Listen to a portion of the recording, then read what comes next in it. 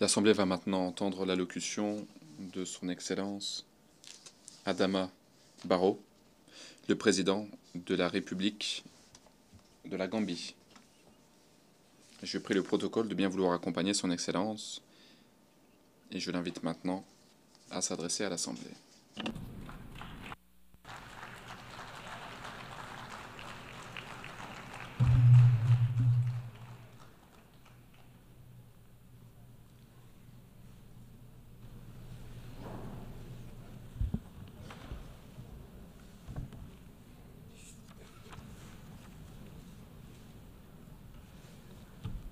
President of the 79th session, Monsieur le Président de la 79e session de l'Assemblée générale des Nations unies, Monsieur le Secrétaire général Antonio Guterres, Majesté, Excellences, Mesdames et Messieurs les chefs d'État et de gouvernement, chefs de délégation, chers délégués, Mesdames et Messieurs. C'est un honneur pour la Gambie que de participer à cette 79e session de l'Assemblée générale des Nations unies et de participer à un véritable dialogue avec les dirigeants du monde entier et avec nos partenaires afin de se mettre d'accord sur une vision pour bâtir un avenir plus prospère pour l'humanité. Excellences, Monsieur le Président, Mesdames et Messieurs, je souhaiterais vous adresser mes plus sincères félicitations à la suite de votre élection à la présidence de la 79e session. Je souhaiterais également remercier sincèrement Son Excellence, l'ambassadeur Denis Francis. Je le félicite du rôle de chef de file qu'il a joué et de ses réalisations lors de la 78e session. Monsieur le Président, à l'heure où nous sommes aujourd'hui réunis pour façonner l'avenir auquel nous aspirons, nous accueillons très favorablement l'initiative qui a été présentée par le secrétaire général Antonio Guterres à l'occasion du sommet de l'avenir, sous le thème « Des solutions multilatérales pour un avenir meilleur ». Ma délégation est convaincu du fait que si nous souhaitons nous engager sur la voie d'un avenir meilleur, nous avons besoin du multilatéralisme et de coopération internationale plus étroite.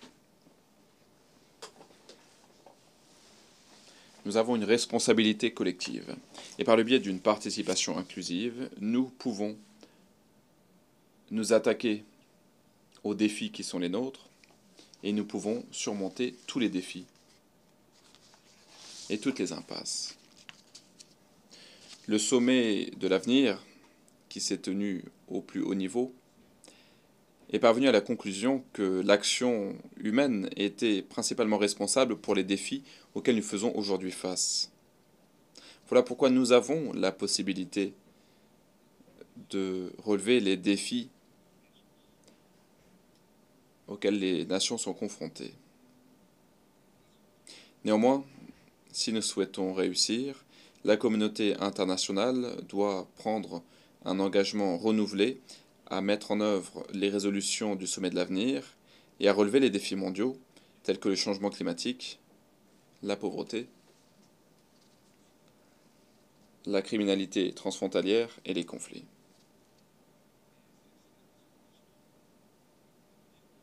Tous ces défis soulignent le besoin urgent d'entreprendre de véritables réformes du système des Nations unies, et particulièrement le Conseil de sécurité des Nations unies, mais également les institutions financières internationales. Nous devons également faire de notre mieux pour que les Nations unies soient plus représentatives, justes et inclusives, et ce, afin de bâtir le monde auquel nous aspirons tant. Monsieur le Président, en ce qui concerne le thème de cette session d'Assemblée, ne laisser personne de côté, agir ensemble pour la paix, le développement durable et la dignité humaine, des générations présentes et des générations futures. En ce qui concerne donc ce thème, eh bien, notre perspective en Gambie s'inscrit dans le droit fil des principes et des aspirations du programme de développement durable à l'horizon 2030.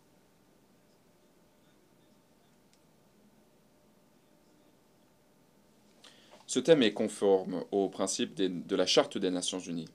Et ce thème nous rappelle que la communauté internationale doit faire preuve de solidarité et doit renouveler ses engagements.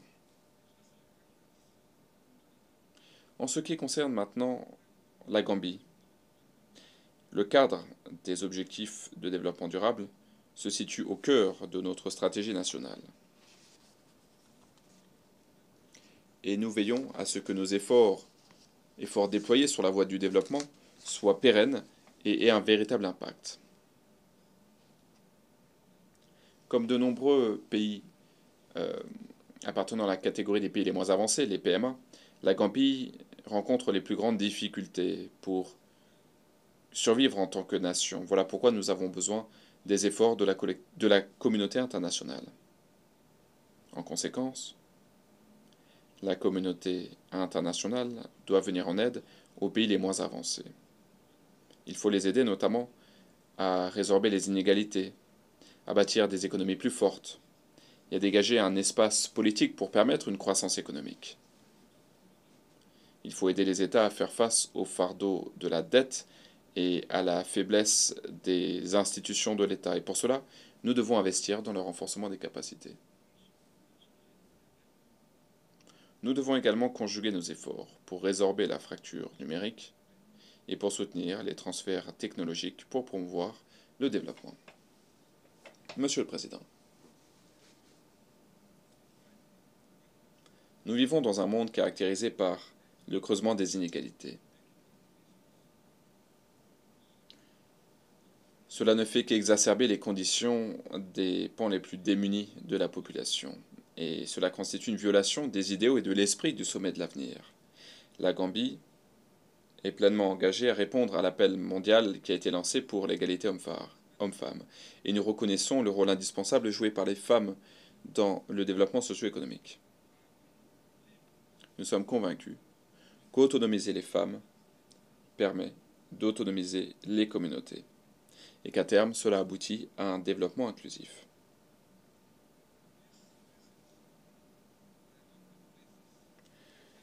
Voilà pourquoi mon gouvernement attache la plus haute importance aux droits des femmes. Nous sommes déterminés à protéger et à autonomiser les femmes. En tant que président, je continuerai à veiller à ce que les femmes et les filles soient protégées et à ce qu'elles aient la possibilité de contribuer véritablement à notre stratégie nationale de développement. En ce qui concerne la jeunesse, il y a récemment eu un sommet de consultation et les parties prenantes ont recommandé de mettre l'accent sur l'innovation et le changement climatique, l'égalité homme-femme, résorber la fracture numérique et la gouvernance mondiale, de façon à promouvoir l'autonomisation des jeunes par le biais de l'emploi, de l'éducation et de la santé. Les recommandations du sommet, eh bien, nous en tiendrons compte pour prendre des décisions en toute connaissance de cause, combler les lacunes politiques et élargir les sources de financement pour une plus grande mobilisation des jeunes. Par ailleurs, mon gouvernement s'engage à inscrire nos priorités nationales dans le droit fil des indicateurs de référence mondiaux. Nous travaillerons en collaboration avec les organisations de la jeunesse et avec d'autres parties prenantes.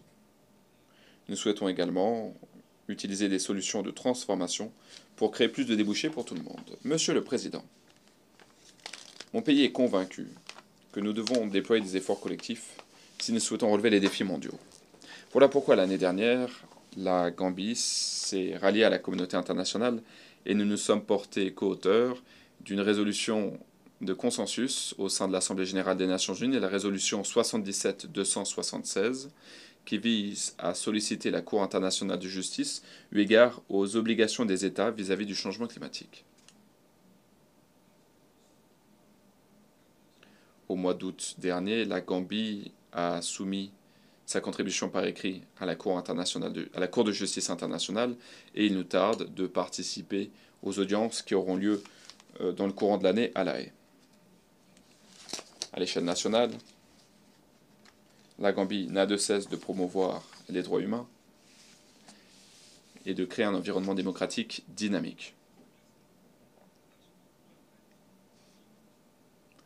Nous avons mis sur pied une commission nationale chargée des droits humains. Nous avons également une branche judiciaire impartiale, indépendante et libre. Cela nous permet donc d'avoir un cadre solide et de donner toute la sécurité nécessaire aux citoyens. Cela leur permet d'avoir accès à des recours. Je suis ravi de vous dire que depuis 2017, il n'y a pas eu en Gambie un seul prisonnier politique et il n'y a eu aucune incarcération de journalistes ou de militants des droits humains.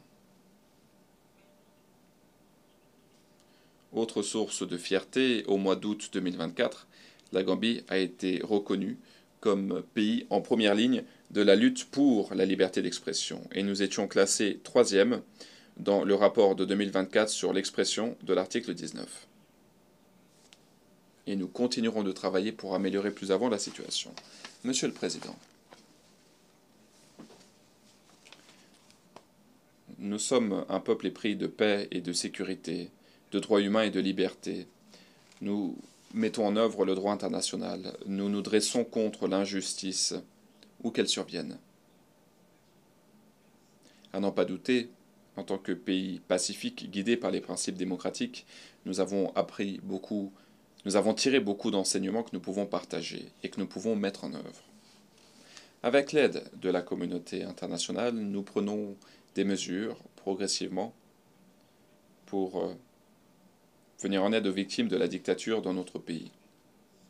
Nous avons mené à bien avec succès les processus de justice, de transition et de réforme. À l'avenir, nous comptons sur votre soutien pour les prochaines étapes critiques de ce processus afin de garantir la justice, la réconciliation et la réparation, selon que de besoin. La Gambie continuera de plaider en faveur d'approches reposant sur la prévention pour ce qui est de la consolidation de la paix pour éviter les conflits futurs.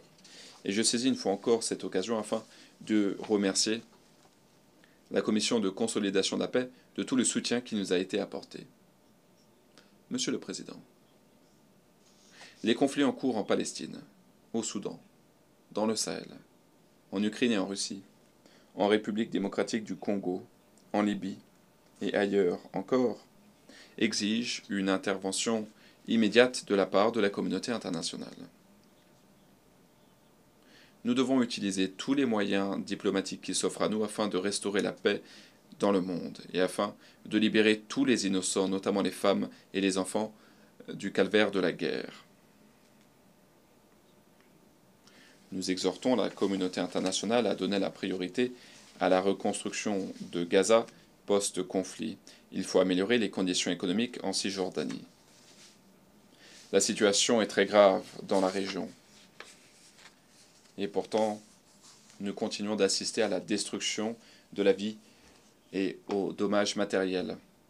L'occupation israélienne, l'élargissement des colonies, l'embargo imposé à Gaza, les restrictions en Cisjordanie et la menace de voir la situation se propager dans la région, voilà donc autant de menaces qui pèsent sur le Moyen-Orient et qui ne font qu'exacerber les tensions. J'exhorte les Nations Unies, la communauté internationale et les États membres de l'Organisation pour la coopération islamique à conjuguer leurs efforts pour aboutir à une paix permanente en Palestine.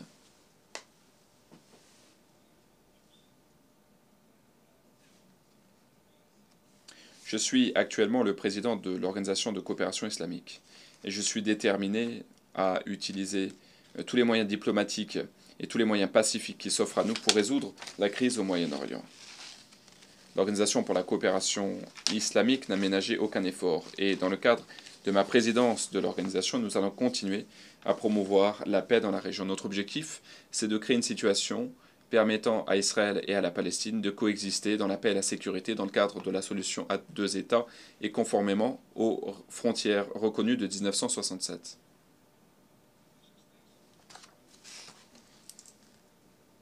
avec le soutien permanent de l'OCI, la Gambie est un véritable symbole d'espoir pour les musulmans rohingyas opprimés du Myanmar.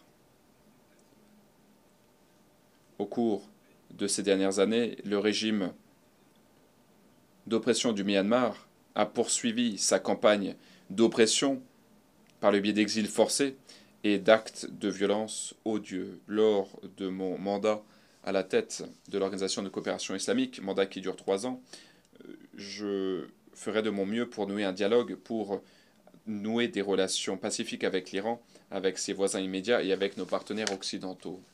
À l'échelle internationale, nous devons agir pour résoudre les crises en Palestine, au Soudan, en Ukraine et dans la région du Sahel. Monsieur le Président, nous souhaitons féliciter le Royaume du Maroc pour les efforts déployés dans le cadre de l'initiative pour l'autonomie marocaine. Cette initiative s'inscrit dans le droit fil des principes de la Charte de l'ONU. Cette initiative permet à toutes les parties intéressées de nouer un dialogue dirigé par l'ONU pour trouver une solution permanente, politique, acceptable par toutes les parties. En ce qui concerne la reconnaissance et le respect du principe d'une seule Chine, nous continuons d'exprimer notre solidarité à la Chine. La République populaire de Chine représente un espoir renouvelé pour un meilleur équilibre à l'international, pour la paix, la justice et le développement.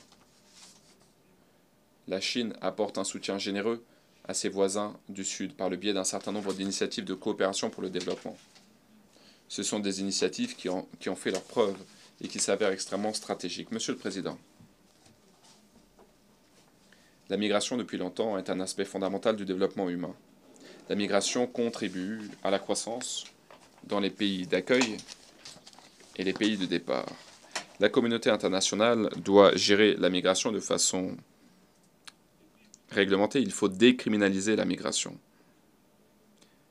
Les êtres humains ne devraient pas avoir à risquer leur vie lorsqu'ils aspirent à un avenir meilleur. À cet égard, mon gouvernement collabore avec un certain nombre de pays pour améliorer la situation des migrants. Nous devons bien entendu dissuader la migration clandestine. Néanmoins, nous nous devons de respecter les droits des migrants et de veiller à ce qu'ils soient traités avec dignité. Monsieur le Président, nous reconnaissons que les dictatures, les conflits, le changement climatique, la pauvreté, le manque de débouchés font partie des causes sous-jacentes de la migration. Les sanctions économiques imposées à des États contribuent également à cette migration forcée. À titre d'exemple, l'embargo de longue date imposé par les États-Unis à Cuba. J'estime qu'il faudrait remplacer cet embargo par de bonnes relations de voisinage et par des relations de coopération entre les deux nations. La communauté internationale doit lutter contre les inégalités avec compassion. Il faut honorer les engagements pris relatifs à l'aide publique au développement. Et à cet égard, pour ce qui est des pays d'origine des migrants, eh bien, nous devons respecter les idéaux et les principes de démocratie, de bonne gouvernance et de bonne utilisation des ressources. En guise de conclusion, la communauté internationale doit donner la priorité à la diplomatie, au dialogue, à la compréhension mutuelle. Nous essayons aujourd'hui de relever des défis qui nous préoccupent tous. J'exhorte également le secteur privé à coopérer avec les gouvernements. Il faut agir de façon concrète pour atteindre nos objectifs communs. Nous pouvons prendre des mesures qui sont simples, mais qui ont un impact, notamment soutenir les initiatives locales, promouvoir des politiques inclusives, travailler dans le cadre de partenariats mondiaux. Cela peut changer la donne. En dépit des défis auxquels nous sommes confrontés, il y a un immense potentiel. Nous pouvons opérer des changements positifs grâce à des efforts collectifs. Nous devons donc promouvoir l'espoir, la résilience et l'optimisme pour l'avenir. Ensemble, nous pouvons créer un monde où règne la paix, le développement durable et la dignité humaine. Et ce pour tous. Je vous remercie de votre attention.